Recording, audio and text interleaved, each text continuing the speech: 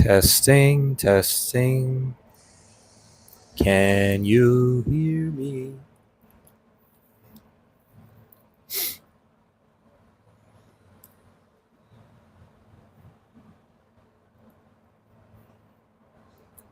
Testing, testing, testing. Okay, and we are alive. Okay, we're alive and we're alive. We're talking about outreach again. Okay, because outreach is very important. Nothing happens without it. Outreach just means reaching out. Reaching out and making an argument. Reaching out and trying to get a message across for a purpose. Generally used in sales to describe um, an attempt to curate two people to have a transaction. That's outreach. And the reason why I've chosen that poster for the movie, if you haven't seen it, it's taken from the movie My Dinner with Andre. And it's like this low budget movie about a man who goes to meet an old friend, someone who he hasn't seen in a long time. And the entire movie is just a conversation inside of a restaurant. And, there's a lot of themes to it. The main character, the one we're following, is like kind of working class, married man. And his friend is kind of like this wealthy person who's well traveled and unmarried, as far as I remember, you know? And the whole movie is just them talking. And the movie begins with our main character going to the restaurant. And he meets his old friend, and his old friend is a little different. And he's caught up in all these philosophical debates about life and existence. And he wanted to talk about it with his friend. And it doesn't, he's trying to convince him of something. And he spends the whole, what, hour, 2 hour, approximately, 90 minutes maybe, I don't remember the runtime, trying to convince him of something. And it's all kind of super philosophy. And he doesn't convince him. In fact, this is the interesting part of the movie is the first half of the movie, the rich guy goes into some very interesting debates, and our main character just sits there and listens. He just listens to what he has to say, and he's quite intrigued because, well, A, he hasn't met him for a while, and he specifically called him to have dinner. And so he's a little confused about what his friend wants with him. And it's almost like the rich guy is looking for some sort of validation. It's like he's gone through his entire life without realizing something, and he sees it, or at least a glimpse of it, and what he understands of it. He wants to relate with someone who hasn't lived his kind of life. It's almost like he's trying to, relate to our main character. And the second half of the movie is our main character breaking down each one of his points slowly and very logically. And in the end, the rich guy is trying to give the main character something to think about, but ends up the main character gives the rich guy something to think about. And the main character, the movie ends with him grabbing a bus and going home. And the rich guy is just at the dinner table, still thinking at the restaurant. And it's very interesting. And the reason why I pointed an arrow to one of the people, oh, that's the guy. That's Mr. Main Guy. That's the main character. The other guy is the rich guy. And that's the metaphor I'm going for today. Outreach is all about reaching out and finding the truth. It's about reaching out and finding the truth about the matter. And sometimes the truth isn't right. Sometimes it's not the truth. And you have to be able to methodically spend your time making sure that what you're getting from the other person is what aligns with you. And you have to be willing to dissect that in an attempt to reach the truth. And I like that movie. I like that movie a lot. And it made me, and I'm thinking about that movie today because of Outreach. Because Outreach, it's kind of like sitting across the table from someone and just talking, right? Presenting your arguments. And the movie goes on for a little too long, I'll be honest. It's a very long movie. It's kind of like in three parts. And each part is kind of separated by the waiter bringing water or something or food.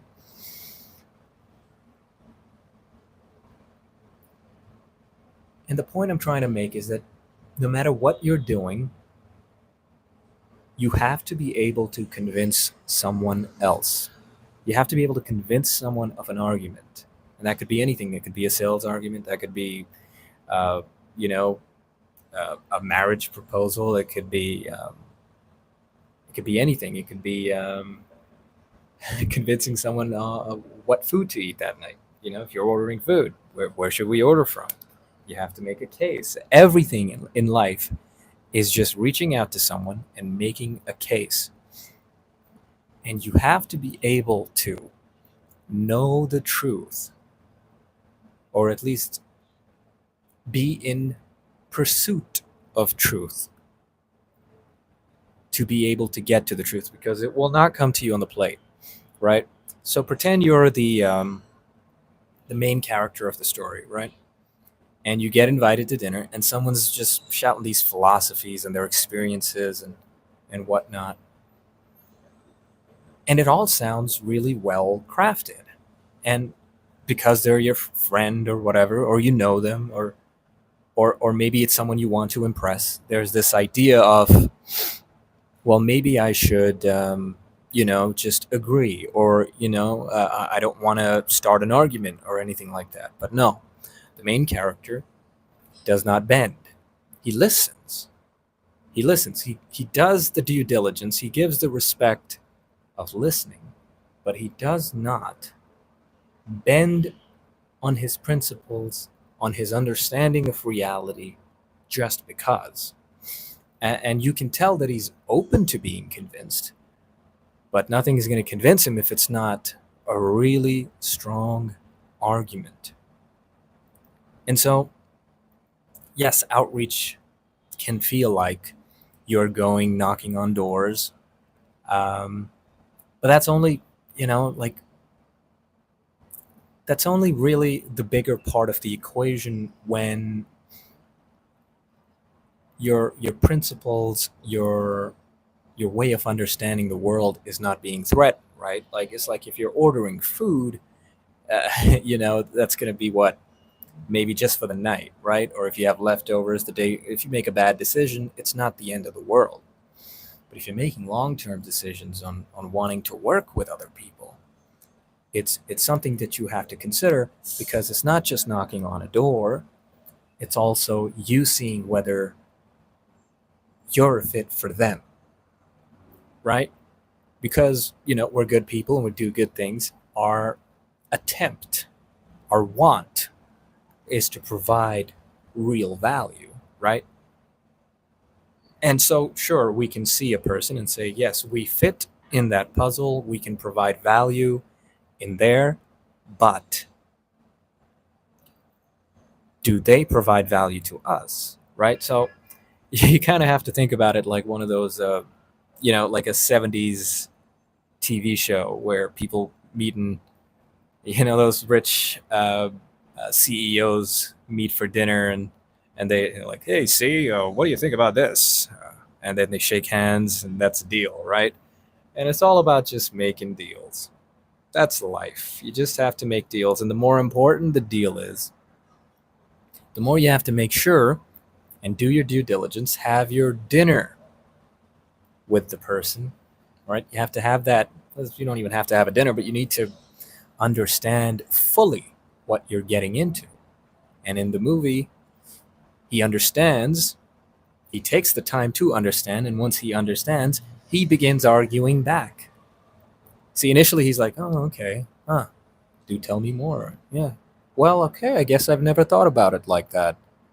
And then when the argument begins to fall apart, he's brave enough in himself and his understanding of his reality to say, I don't think that's a great fit for me. Or I don't really agree with that. And I think that maybe you've got things the wrong way around. And it doesn't bother him that that's a wealthy friend who's got way more money, and that he's invited him to dinner, and that he there's no feeling, there's no sense of like, oh, I owe him to just nod and agree, you know? And it's like, break the class barrier, as silly as that sounds. It's not silly. That's how it should be. You cannot let someone else's things or anything like that break your understanding of reality and your understanding of what you want from them and what you can provide. And sometimes, money isn't everything. And sure, you should be thinking about money, but you should also be thinking about whether a relationship with someone or a decision made between two people, is it as close to the truth?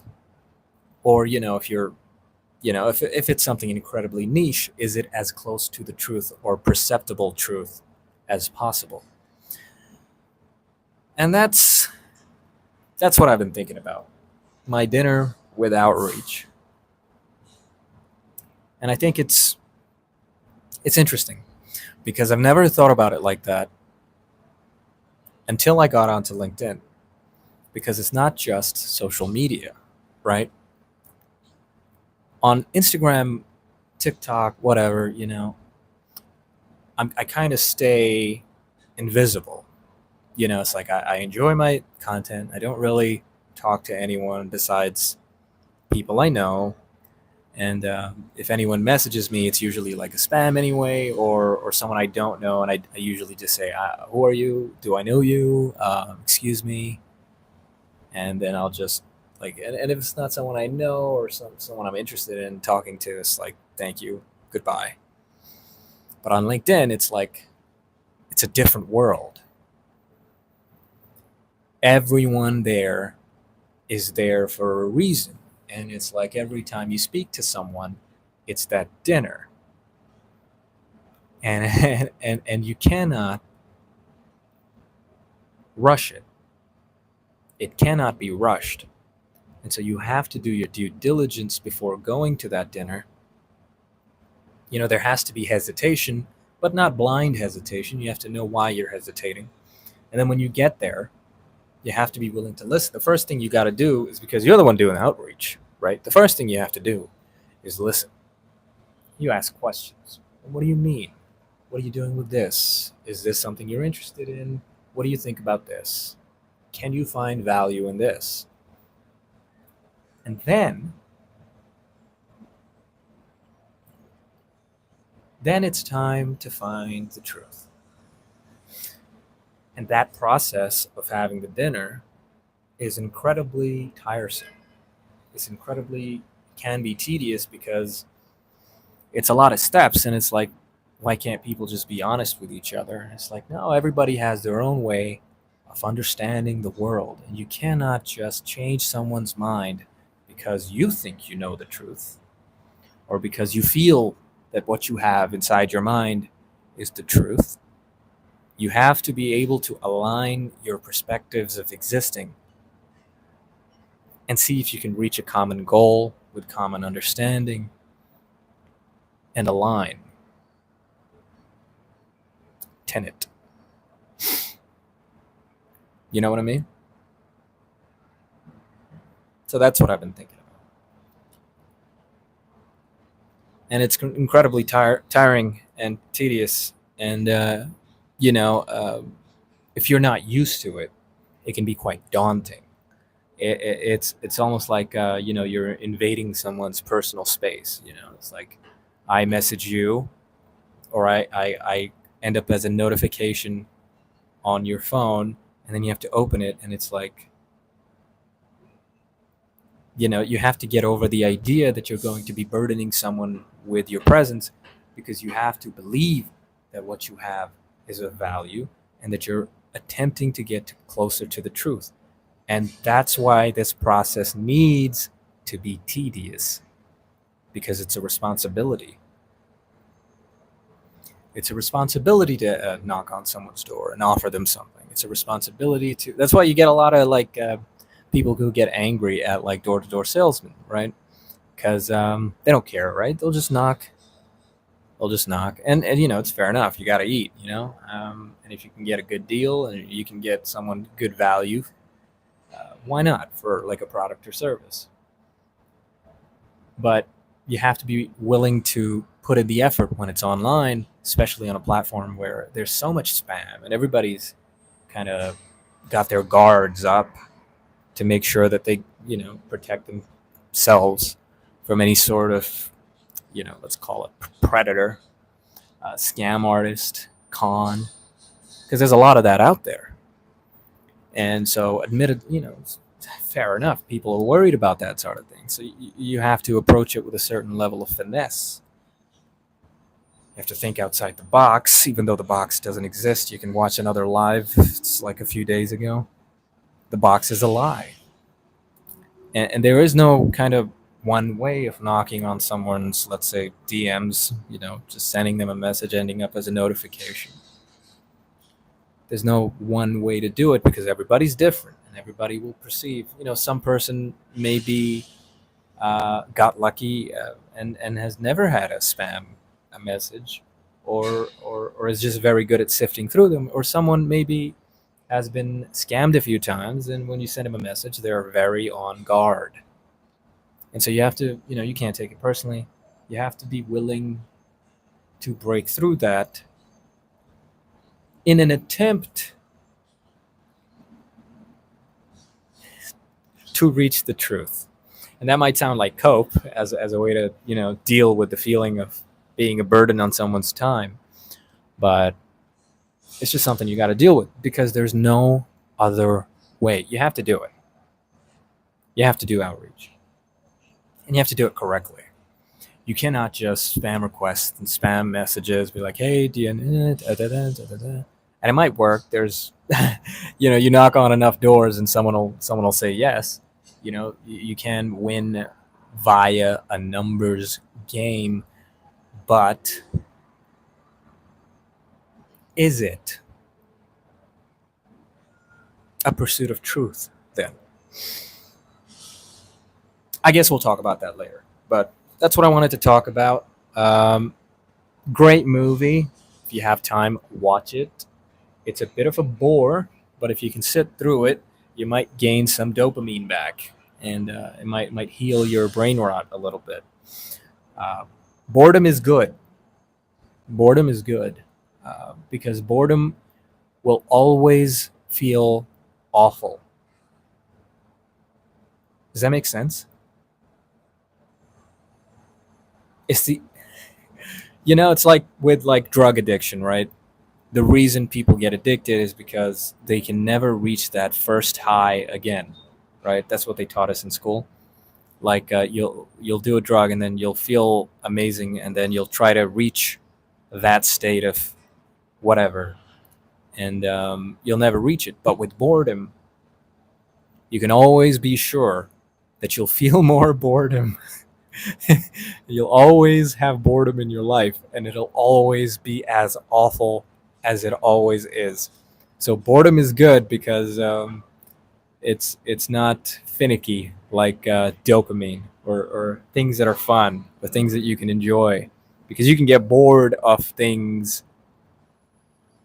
that you enjoy, but you'll never get bored of boredom because boredom will always suck. So be good, do good things, and subscribe, and good things will happen. And that's enough for me for today. My phone is terribly overheated, and before it switches off by itself, I'm going to hop off because it is, 35 degrees on this balcony today, and I will see you tomorrow. So, goodbye.